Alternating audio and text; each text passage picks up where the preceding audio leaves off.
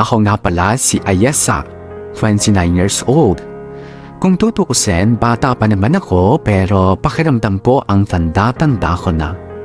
At para bang napakahaba na ng panahon na inilagi ko dito sa mundo. Sa madaling salita pagod na ako. Ilang taon na lang ang bibilangin, lagpas na ako sa kalendaryo pero hindi ko man lang naranasan na ma-enjoy ang kabataan ko. Hindi ko naranasan ang maglibang, mamasyal, magsaya, o mag-travel gaya ng ibang kaedaran ko. Simula nung magkamalay ako puro problema at pasakit lang yata ang dumating sa akin. Hindi naman ako pinanganak na mahirap. Kahit papaano sapat ang kinikita ng mga magulang ko noong mga unang taon ng pagsasama nila. Na ibibigay nila lahat ng pangangailangan ko. Kaso nga lang, nalulong sa masamang bisyo ang mama ko noon. Sa pangsusugal. Naging dahilan yon ng madalas na pagtatalo nila ni Papa. At yun din ang naging dahilan ng napakalaking pagbabago sa buhay namin.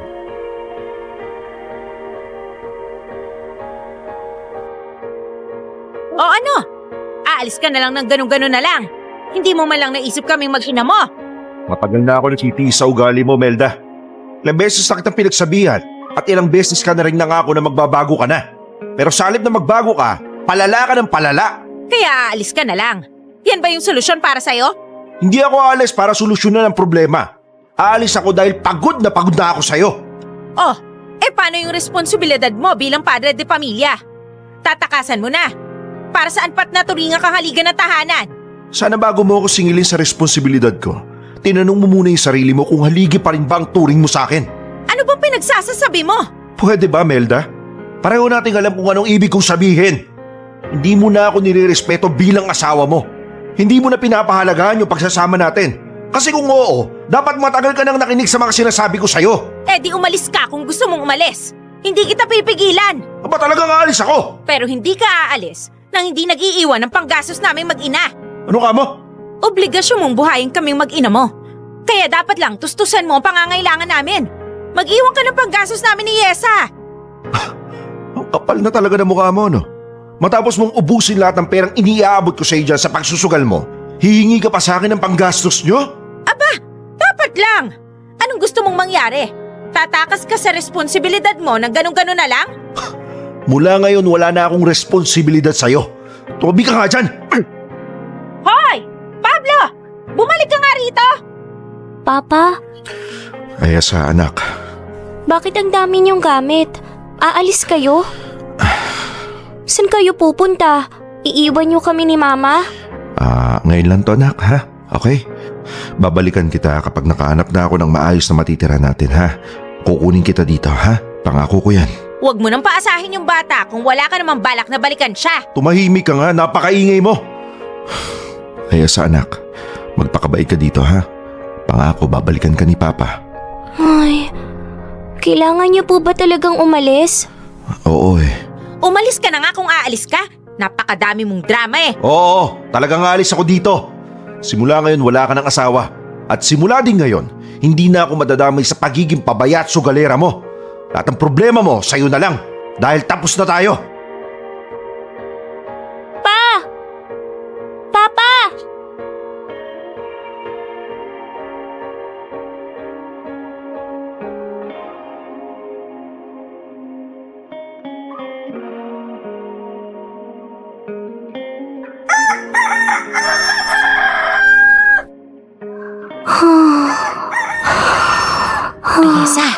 Ayesa, gumising ka na. Ayesa, bumangon ka na dyan. Mag-impake ka na ng mga damit mo. Po, Aalis na tayo rito. aalis? Saan tayo pupunta? Ang dami mo pang tanong Sumunod ka na lang. Okay po. Yung mga importanteng damit mo na lang muna yung dalhin mo. Bilisan mo.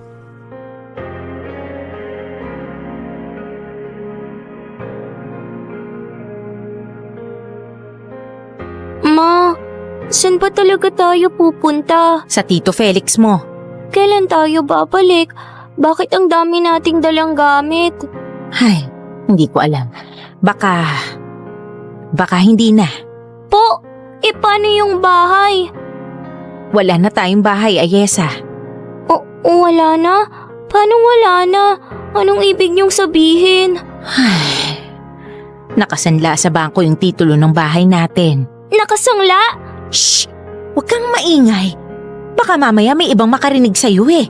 Paano nangyari yun, Ma? Ay, mahabang kwento. Saka ko na sasabihin sa'yo. Paano yun? Wala na tayong bahay, hindi na natin mababawi yun. Gagawan ko ng paraan. Alam ba ni Papa to? Alam niya. Kaya nga siya lumayas eh. Dahil tumatakas siya sa responsibilidad. Pero di ba kayong dalawa ni Papa yung nagpundar nun? Oo. Pero wala na akong magagawa. Iniwan na ako ng papa mo. At hindi ko kayang ilabas yung perang hinihingi ng bangko nang ako lang mag-isa. Kaya mabigat man sa kalooban ko, wala akong magagawa kundi isuko na lang yung bahay. Sayang yun, Ma. Baka magawan pa ng paraan. Ay, hindi ko alam. Susubukan kong humingi ng tulong sa Tito Felix mo. Ay, Kaya ikaw, galingan mo sa pag-aaral ha. Para naman pagka-graduate mo, makapasok ka sa malaking kumpanya at magandang trabaho. Pagkatapos magkakaroon ka ng maraming pera. Para naman matulungan mo ako sa mga problema ng pamilya natin. Na dapat sana magkasama naming nilulutas ng papa mo.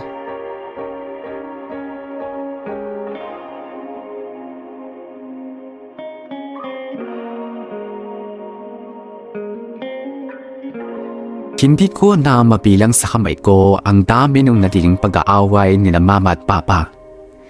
Ilang beses na rin silang naghiwalay. Pero makalipas lang ang ilang araw nagkakaayos sila at babalik na sa normal ang lahat. Akala ko, ganun lang ulit ang mangyayari noong huling beses na nag-away sila. Umasa ako na pansamantala lang ang paghahamon ni Papa ng hiwalayan at magkakaayos din sila kalaunan. Pero mali ang akala ko. Ilang linggo na kami namamalagi sa bahay ni Tito Felix pero hindi pa rin kami sinusundo ni Papa. Doon na ako kinutuban. Sa isip-isip ko, yun na nga siguro ang huling pagtatalo ng mga magulang ko dahil kahit kailan, hindi na sila magkakabilikan pa. Siguro nga masyado pa akong bata para maintindihan ang lahat ng nangyayari noon. Basta ang alam ko lang, umalis na kami sa bahay na naipundar ng mga magulang ko. Yung dapat sana pansamantala lang na pagtira namin kay Tito Felix umabot na ng maraming buwan at taon.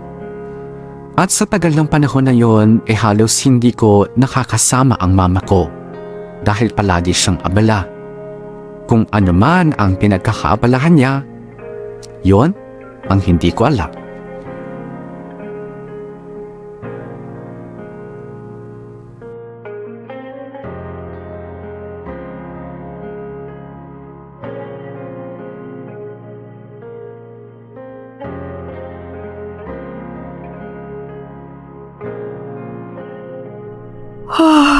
Naku, mataas na pala sikat ng araw. Tinanghali na ako ng gising, makapagtimpla na nga ng kape. Oh, gising ka na pala. Good morning po, Tito. Good morning. Kumain ka na, may almusal dyan. May pandesal naman dyan tsaka peanut butter. Kapag hindi pa ako nakabalik agad mamayang tanghali, magbukas ka na ng sardinas dyan, ha? Okay po. Tito? Si Mama po, hindi pa rin umuwi? Ay nako, hindi pa nga eh. Hindi rin nag-reply sa mga text ko. Sa'yo ba? Hindi rin po eh. Mamaya nga mag-load ka at tawagan mo. Ay, Diyos ko naman. Bakit kasi hindi na lang gumawa ng Facebook yun para madaling makontak? Ay. O siya, sige na. Mauna na ako ha. Ikaw na munang bahala dito sa bahay. Sige po, Tito. Ingat po kayo.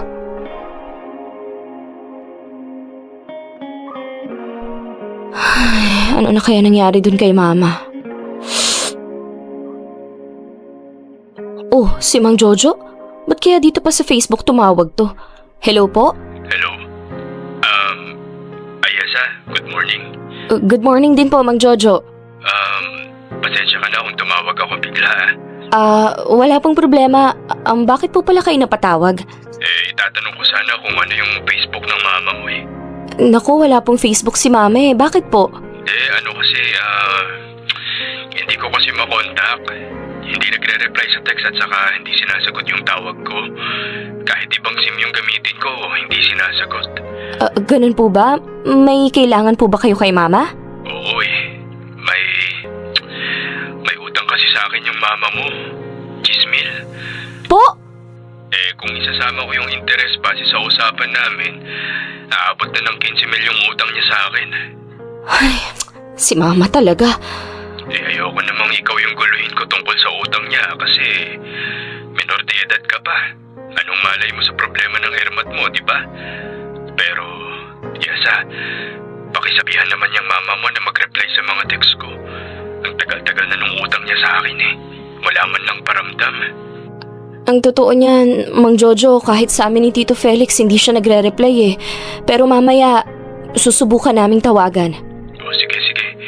Pakisabi naman ka mo. Parang awa niya na. Kailangan ko ng pera ngayon eh.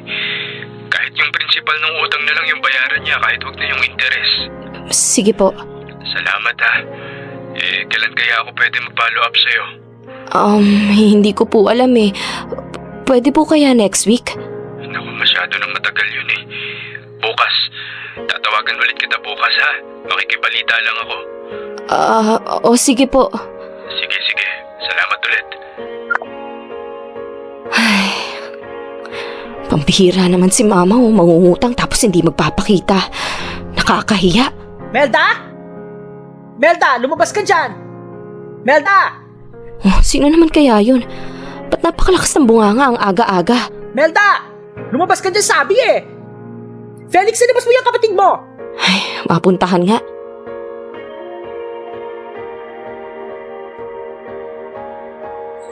Nasaan ang mama mo? Santina? Hindi ko po alam eh. Anong hindi mo alam? Matagal na pong hindi umuuwi. So nagtatago? Hindi po. Naghahanap po ng makukuhanan ng pera. Sabihin mo nga dyan sa nanay mo, bayaran yung utang niya sa akin. Nung nangungutang siyang bait-bait niya, halos lumuha ng dugo sa pagmamakaawa. Ngayong panahon ng bayaran, ang hirap niyang hagilapin. May utang din po siya sa inyo? Abay, oo! 20,000! 5-6 pa! Laki-laki ng tubo nun! Si Mama talaga. Ilang beses ko na siyang tinitext ni hindi man lang nagre-reply. Ano ba talagang balak niya? Hihinti pa niyang ibabarangay ko siya? Naku, wag naman po. Hayaan niyo, mamaya tatawagan po namin siya. Abay, dapat lang. Dapat nga noon niyo pa yung ginawa. Di sana hindi tumubo yung utang niya ng pagkalaki-laki. At ipaalala mo rin dun sa tiyuhin mo na siya ang garantor ng utang ng mama mo. Kapag nagkataon, sabit siya dito. Opo. Buti sana kung marunong makiusap yung mama mo eh. Kaso mukhang walang balak magpakita. Naku, kapag ako talaga naisa kanya, ipabablatter ko siya. Babalik ako bukas ha. Dapat may good news ka na sa akin. Sige po. Mga hindi marunong tupad sa usapan.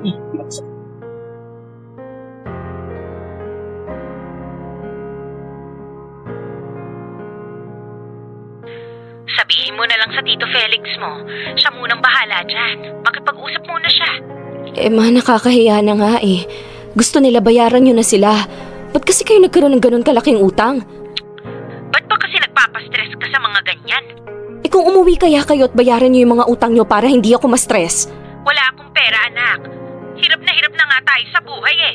Kita mo nga kung saan-saan na ako nakakarating para lang dumiskarte. Ayun na nga eh, kung san-san kayo nakakarating, hindi namin kayo mahagilap tapos nag-iwan pa kayo ng problema. Kami yung ginugulo ng mga pinagkakautangan nyo dito. Basta, gagawa ako ng paraan. Kapag nagtanong ulit sila, sabihin mo, kukumpletuhin ko na lang yung pambayad ko at uuwi na rin ako dyan. Siguraduhin nyo lang, Ma. Kasi mukhang buo yung loob nila na ipabarangay kayo pag di kayo nagpakita. Lalo na si Santina. Galit na galit. Gawin nyo ng paraan. Kung hindi, lalong lalaki yung problema nyo. Maaga nga akong namulat sa mga problema na dumadating sa buhay namin ni Mama. Kahit hindi niya sinasadyang itamay ako sa mga pinagdadaanan niya, ganun na rin ang nangyari. Madalas kasi siyang wala noon Ang palagi niyang sinasabi sa akin ay gumagawa siya ng paraan para matubos yung titulo ng bahay mula sa pagkakasangla sa bangko. Na siya rin naman ang may gawa kung bakit. Dahil kasi sa pagkakalulong niya sa sugal ay nagkaroon siya ng malaking utang sa mga kakilala niya hanggang sa umabot sa puntong kinailangan niyang isangla ang bahay namin para makabayad sa mga pagkakautang niya. At ngayon, unti-unti nang bumabalik sa kanya ang lahat ng sakit ng ulo na bunga ng mga mali niyang desisyon. Nadagdagan pa ng nadandagan ng mga problemang pinasok ng mama ko. Nakahiram kasi siya ng malaking halaga sa mga kaibigan ni Tito Felix. Kilala naman ang tito ko sa lugar nila kaya madaling nakautang ang mama ko. Ang buong akala namin ay gagamitin niya ang mga pera niyon para matubos ang bahay namin. Pero hindi kami nakarinig ng magandang balita mula sa kanya. Sa halip ay nagtago siya at kami ng tito ko ang palaging humaharap sa mga pinagkakautangan niya. Hanggang sa isang malaking desisyon na naman ang ginawa ng mama ko.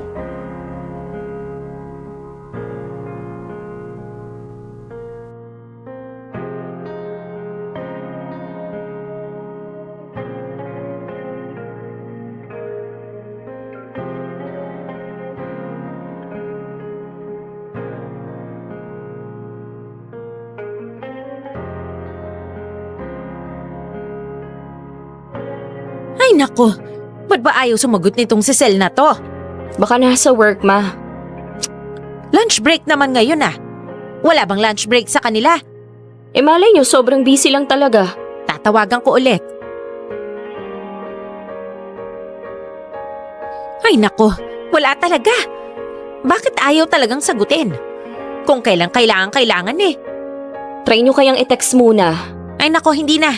Lalong hindi sasagot yon. Ihanda mo na lang yung mga gamit mo. Ma, magugulat yun pag bigla na lang akong dumating sa kanila nang wala man lang pasabi. Hayaan mo na. Tinatawagan natin, ayaw namang sumagot. Subukan nyo muna ulit. Hindi na. Pumunta ka na doon at saka ko na lang siya ulit kakausapin kapag nandun ka na. Ma, nakakahiya. Ba't ka mahihiya? Tita mo naman yon. Hindi naman ibang tao yon. Kahit na. Susunod ka ba o hindi? Akala ko ba ayaw mong ma-stress sa mga problema rito? Kaso problema na naman tong ginagawa nyo eh. Sumunod ka na lang sa akin at para sa atin din naman tong ginagawa ko. Para sa atin? O para sa inyo lang? Hay nako, ang dami mong sinasabi. Pagdating ng araw, maiintindihan mo rin. Basta sa ngayon, sumunod ka na lang muna sa sinasabi ko. Ano pa nga bang magagawa ko? Sige na, dalian mo at baka abutan ka pa ng gabi kung hindi ka pa lalarga ngayon. Ipapadala ko na lang dun yung Form 137 mo at iba pang kailangan. Basta sa ngayon, ituon mo muna yung isip mo sa pag-aaral. Kapag nakaluwag-luwag na ako, kukunin din kita kaagad.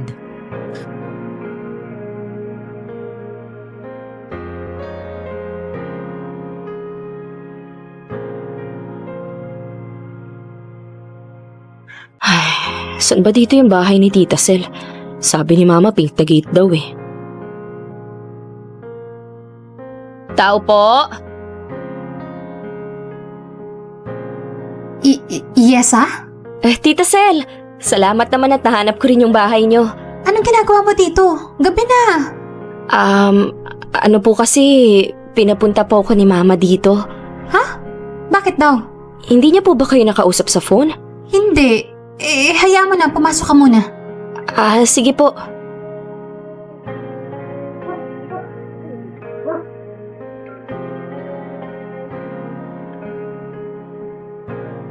Ibaba mo muna yung gamit mo. Kukuha lang ako ng tubig.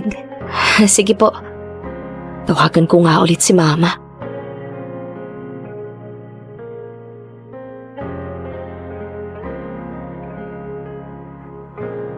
Hello? Hello, Ma. Nandito na ako kila Tita Sel. Okay, good. Anong sinabi niya? Nagtatanong kung ba't daw ako nandito. Hindi ko alam sasabihin ko. Hindi ba kayo nagkausap sa phone? Hindi nga sumasagot kaninang tanghali, di ba? Hindi niyo sinubukang tawagan ulit? Hindi. Pambihira naman yan si Ate Melda. Pinupunta ka dito mag-isa. Napakadelikado ng panahon ngayon. Buti sana kung hindi ka menor de edad. Oh, Uminom ka muna ng tubig. Si Sel na ba yung nagsasalita? Opo. Oh, pakausap ako. Tita Sel, gusto daw po kayong kausapin ni Mama. Ay. Akin na. Hello, ate. Sel, kumusta? Okay naman, te. Bakit mo naman hinayaang pumunta si Yesa dito mag-isa? Ayun na nga. Meron sana akong ipapakiusap sa'yo Ano yun? Ano kasi,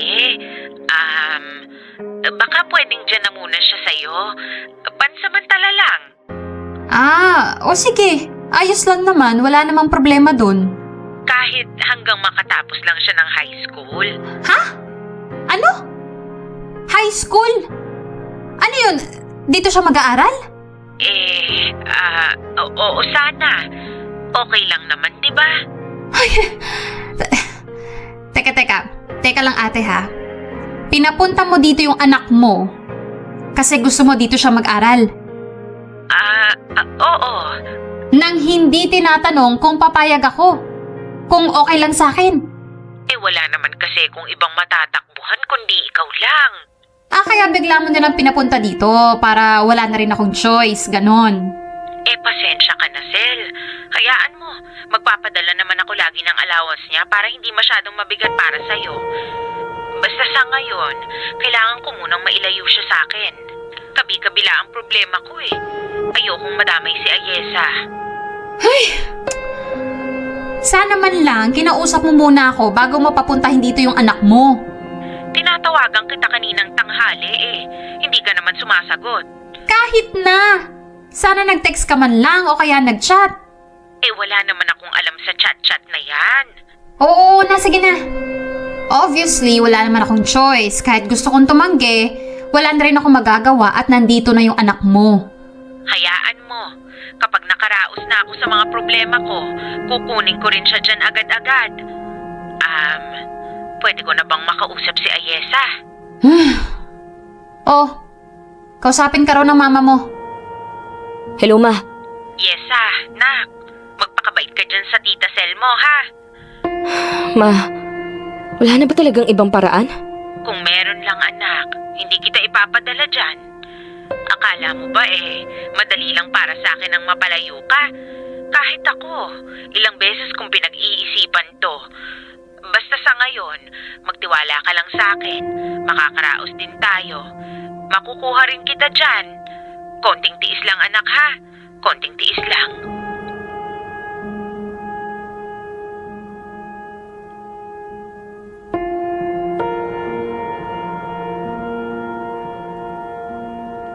Hindi ko na alam noon kung ano ba talaga ang nangyayari sa buhay namin ni Mama.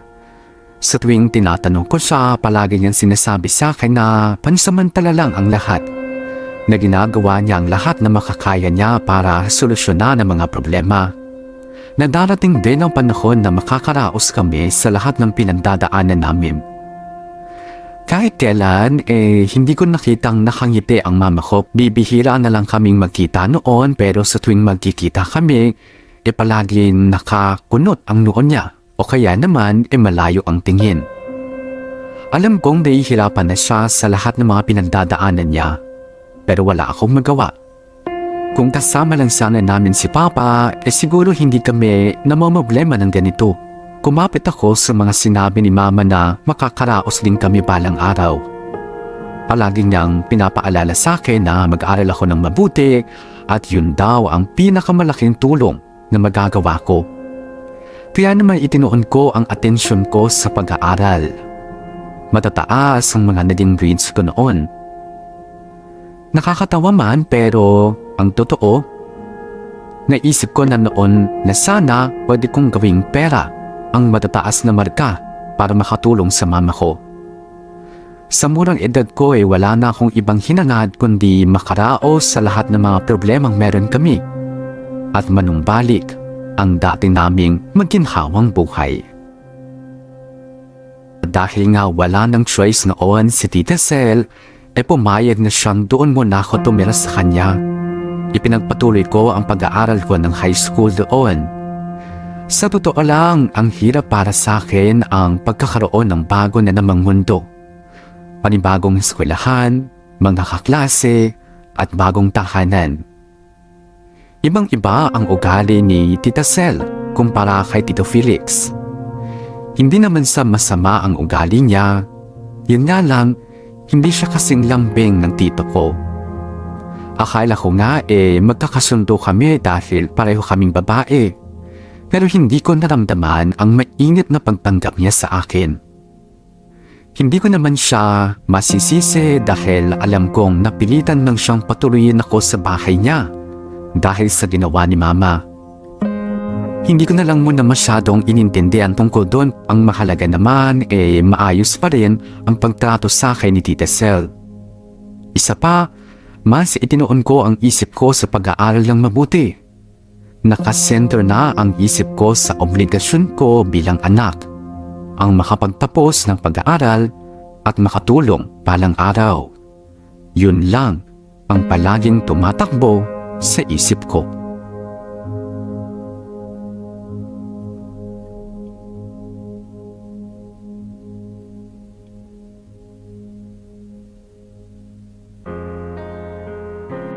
Ay, nakakapagod sa school. Sana naman wala nang masyadong hugasin sa bahay para naman makapagpahinga ako ng maayos. Nandito na po ako. Ate, tulungan mo ako. Kailangan ko makausap si Ate Melda. Ay nako!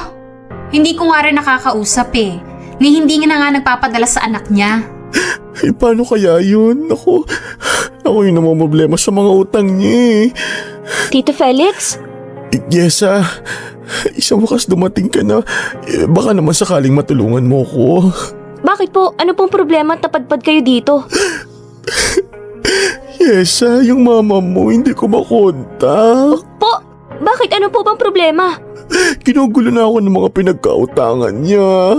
Nako Ayesa, yang mama mo, puro problema na lang ang binibigay sa amin. Sinubukan niyo na po ba siyang tawagan? Hindi nga sumasagutin. Kausap mo ba siya, ha? Opo, minsan. Pumunta nga ako dito kasi nagbabaka sakali ako na nandito siya. Yun pala, hindi rin pala siya nagpapakita dito. Nako parang nga wala siyang anak dito eh. Wala man lang paramdam. Ni hindi ko malaman kung anong balak niya sa buhay niya. Tito, magkano na lang po ba yung natitirang utang ni Mama doon? Natitirang utang eh. Hindi niya nga nabawasan yung mga utang niya dati. Lalo pang nadadagdagan. Ngayon hindi ko na alam yung gagawin ko. Ako yung hinahabol ng mga inutangan niya. Po? Naku kung alam ko lang talaga na ganyan ang gagawin niya, sana hindi ako pumayag na mag-garantor sa mga utang niya. Ayesa, nasaan ba talaga ang mama mo? Sabihin mo nga sa amin. Hindi ko nga rin po alam, tita eh. Tawagan mo. Ngayon mismo. Sige po, wait lang po.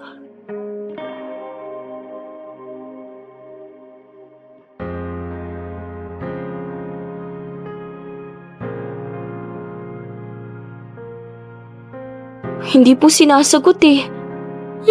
Nakatunog na yan. Alam niyang pupunta ka dito, Felix, kaya ganyan. Hindi naman po siguro. O paano ngayon ha? Katakot-takot na problema ang binibigay niya. Tapos hindi natin alam kung saan siya hahagilapin. Subukan ko po ulit tawagan mamayang gabi, tita. Dapat lang. At sabihin mo kung gaano kalaking problema ang iniwan niya sa amin. Kami yung nahihirapan sa kagagawan niya. Samantalang siya, masarap ang buhay at patago-tago lang. Sabihin mo, magpakita siya agad dito. Opo, tita. Sasabihin ko po.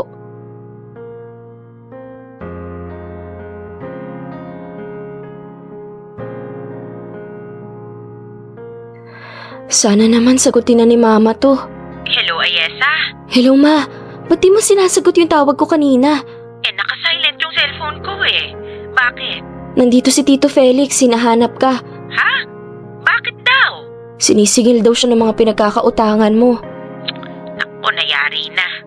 Ano pa kasing nangyari, Ma? Ba't ang dami-dami mong utang? Ay, basta, ginagawan ko na ng paraan. Huwag kang mag-alala. Anong wag mag-alala? Hirap na si Tito Felix sa mga utang nyo. Anong sasabihin ko sa kanya? Sabihin mo, hindi ko sinagot yung tawag mo. Ano? Ang sabihin mo, hindi na tayo nagkakausap. At saka, huwag mo na rin akong kakausapin. Huwag mo na akong tatawagan o kahit ano. Ha? Bakit? Basta, sundin mo na lang yung sinasabi ko. Marami akong sabit ngayon at ayokong madamay ka. Kaya nga kita pinalayo eh. Naman ano ba kasi talagang nangyayari sa'yo? Magulo anak. Magulo ang buhay ko ngayon. Pero maniwala ka ha, ginagawan ko na ng paraan ng lahat. Ngayon lang to, malulusutan ko rin ang lahat ng ito. Makakaraos din tayo. Paano yung pag-aaral ko, Ma? Yung allowance ko, yung panggastos ko. Ilang buwan ka nang hindi nagpapadali. Makiusap ka muna sa tita Sel mo. Hindi ka naman matitiis niyan eh. Basta, pag absuelto na ako sa mga problema ko, ibabalikan kita kaagad, ha? Naman para namang pinapabayaan mo na ako niyan. Parang gano'n na nga, anak. Pero, tandaan mo, ginagawa ko to para sa'yo, ha? Kasi ayokong madamay ka. Paano yan? Kailan niyo po ako kukunin dito? Hindi ko pa alam, anak. Basta sa ngayon, huwag mo muna akong tatawagan o hahanapin, ha? Putulin mo muna yung ugnayan natin dahil ayokong magkaroon ka ng magulong buhay. Mula ngayon, kalimutan mo muna ako. Ituring mo na akong patay. Tinotoo ni Mama ang sinabi niyang puputulin niya muna ang ugnayan namin mag-ina. Matagal siyang hindi nagpakita o nagparamdam man lang. Wala akong natanggap na text o tawag galing sa kanya. Siguro masyado na siyang kampante na hindi ako papabayaan ni Tito at ng tita ko. Kaya madali niyang nakalimutan ang kaisa-isa niyang anak. Buti na lang talaga at nagkaroon ako ng mababait na tiyuhin at tiyahin dahil kung hindi, hindi ko na alam kung saan ako pupulutin noong mga panahon na yon. Sila ang kumukop at nagpaaral sa akin hanggang sa makapagtapos ako ng high school. At doon na nga nag-umpisa ang malaking kalbaryo ko sa buhay. Dahil sa dami ng utang na naiwan ni Mama, ikinailangan na rin isang ni Tito Felix ang sarili niyang bahay para makapagbayad. Ipinangako ko noon na tutulong ako kay Tito at hindi ko hayaang maulit sa kanya ang nangyari sa mga magulang ko. Kaya naman pagka-graduate ko ng high school ay naghanap agad ako ng trabaho bilang isang factory worker. Wala pang tumatanggap sa akin noon dahil 17 years old pa lang ako kaya nag-umpisa ako sa pag-extra lang. At noong 18 na ako, binugbog ko na ang sarili ko sa pagtatrabaho para makatulong sa pagbabayad ng mga utang na naiwan ni Mama.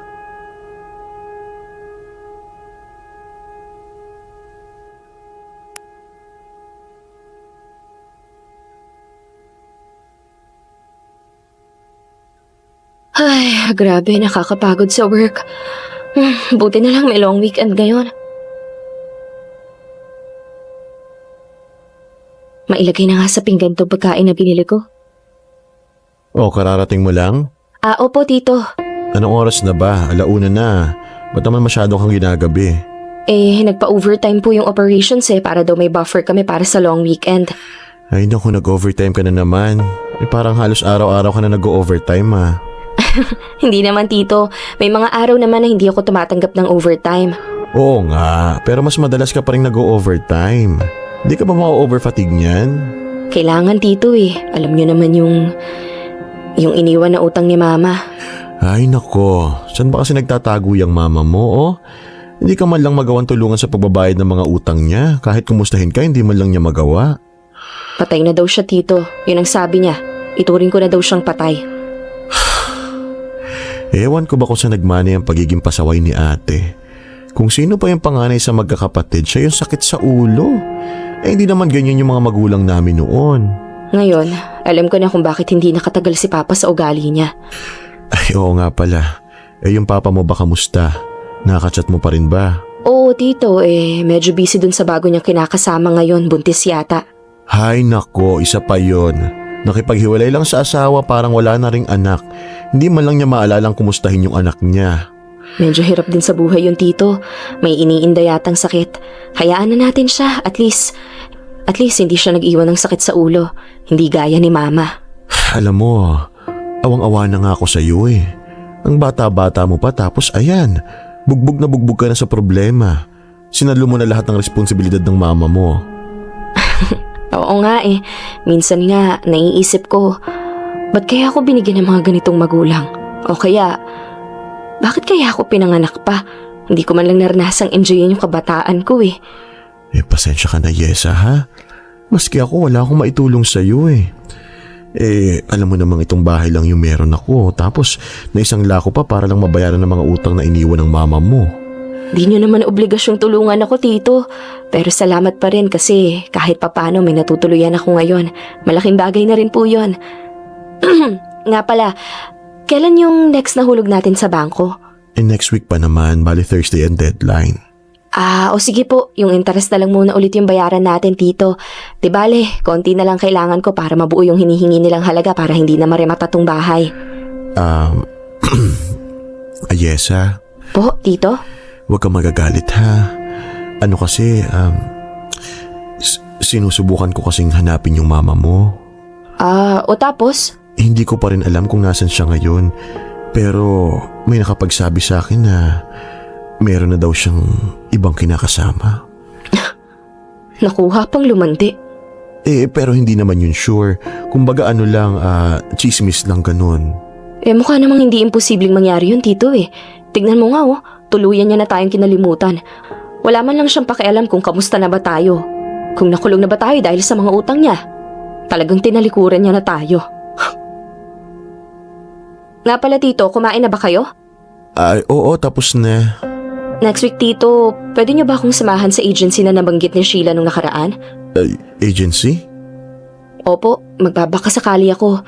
Baka nasa ibang bansa yung kapalaran ko. Mag-a-abroad ka? Sana.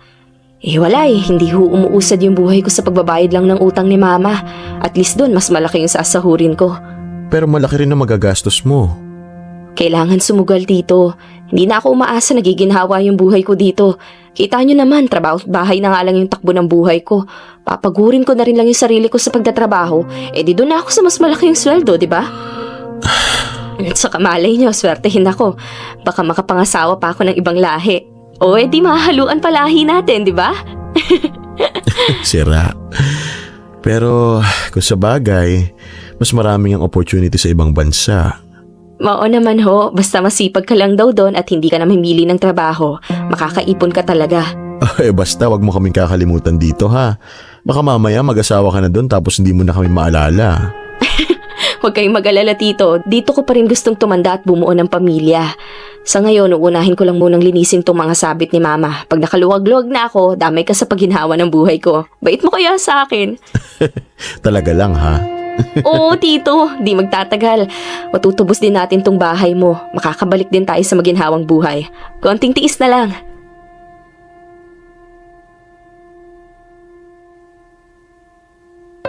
Hanggang sa ngayon hindi ko pa rin lubos maisip kung paano nagkaroon ng napakalaking utang si Mama.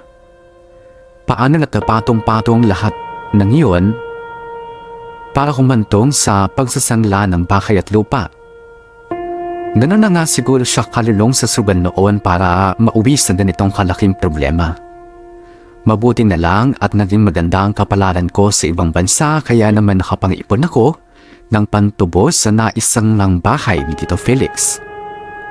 At noong makaraos ako sa mga obligasyon ko, inumpisahan ko naman mag-ipon para sa kinabukasan ko. Lalo't nahanap ko na noon ang lalaking makakasama ko habang buhay at nagpaplano na kaming lumagay sa tahimik. Nagkataon naman na muling ibinenta ng bangko yung dating bahay nila Mama at Papa na Darimata. At yun ang kauna-unahang pinadlaanan ko ng lahat ng naipon ko sa pagtatrabaho sa ibang bansa. Sa bandang huli, ako din ang nakabili sa bahay na naipundar ng aking mga magulang. Lahat ng yon ay nangyari nang hindi man lang nagpapakita sa akin si Mama. Hindi man lang niya ako nagawang kumustahin. Hindi man lang niya nakita ang lahat ng pagsisikap ko. Ang impyernong kinailangan kong pagdaanan nang dahil sa kagagawa niya. At ngayon, unti-unti nang gumiginhawa ang buhay ko. Isa lang ang hiling ko. Na sana wag na siyang magpakita pa dahil kapag ginawa niya yun, baka katakot-takot na problema lang ulit ang dala niya.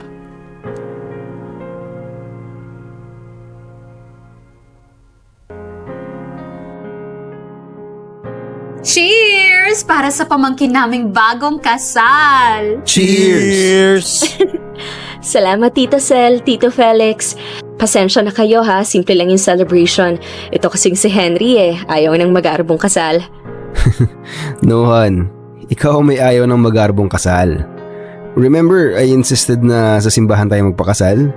Ang sabi mo, civil wedding lang ang gusto mo. Oo nga pala. Mas practical kasi yung magagastos natin sa simbahan at sa reception, idagdag na lang natin sa ipon natin, di ba? Okay lang yan. Mas maganda nga yung ganyan Mas simple, mas intimate. Walang masyadong mga pakialamero sa buhay, di ba? True. At saka worth it naman yung pagtitipid nyo kasi look, nabili nyo ulit sa bangkit ang property ng mama at papa mo, Ayesa. Oo nga. Sobrang big achievement nun. Oo nga po it has come full circle talaga. At ngayon, dito na rin tayo titira. Thank you talaga sa iyo, Han. Kung hindi dahil sa lahat ng sacrifices mo, malamang hindi natin mabibili to. Hindi lang naman ako yung nagpakahirap para dito Ikaw rin. Sa atin to. Ito ang kauna-unahang baby natin. So ano, kailangan ba naming umuwi ni Ate Sel para makapag-solo kayo ngayong gabi, ha? Oy Tito, hindi. Dito lang kayo. Kasama namin kayo sa pag-celebrate ng special occasion na to. Hindi pwedeng mawala kayo. Paano yung honeymoon nyo? Saka na yun, tita. May nakabook na kaming out of town ni Henry. Basta ang gusto namin, kasama namin kayo ngayong gabi, okay? Okay. Alright. O di bumili na tayo ng maiinom. Itodo na natin ang celebration, di ba? Go! Ngayon lang to.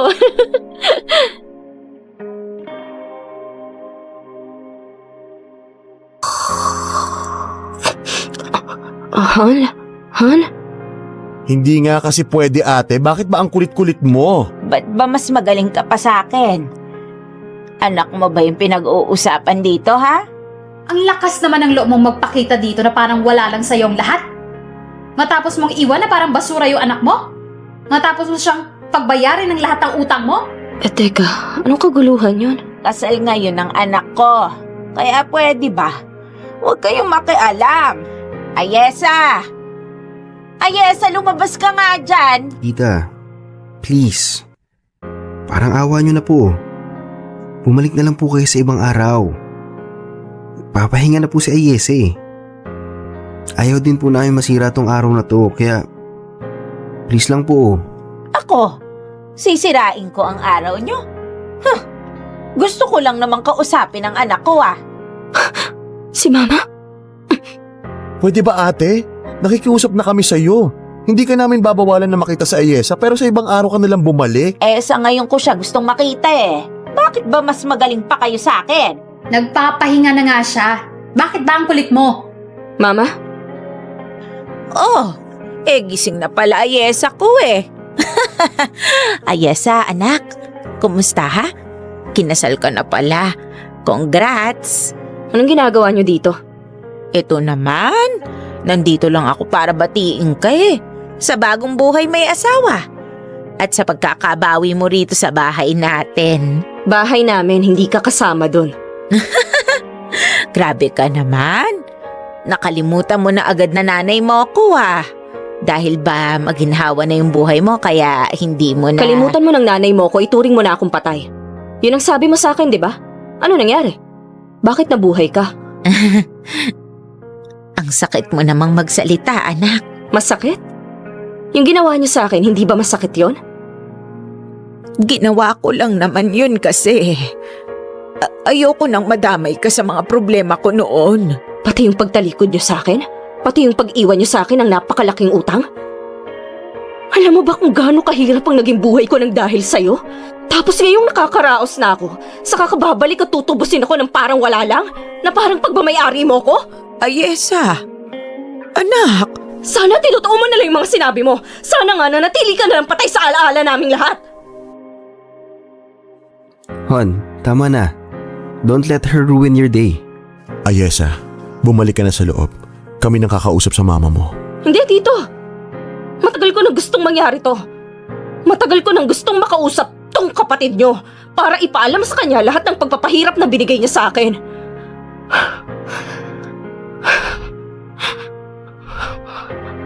Alam mo, Ma, kahit kailan hindi ko naramdaman yung pagiging nanay mo sa akin. Iniliwal mo lang ako sa mundo, oo. Pero kahit kailan hindi ka nagpakananay sa akin. At gusto ko lang sabihin sa'yo na simula nung iniwan mo ko, hindi lang kita itinuring na patay, inilibing pa kita. Kaya ngayon, umalis ka na at bumalik ka na sa hukay na pinanggalingan mo.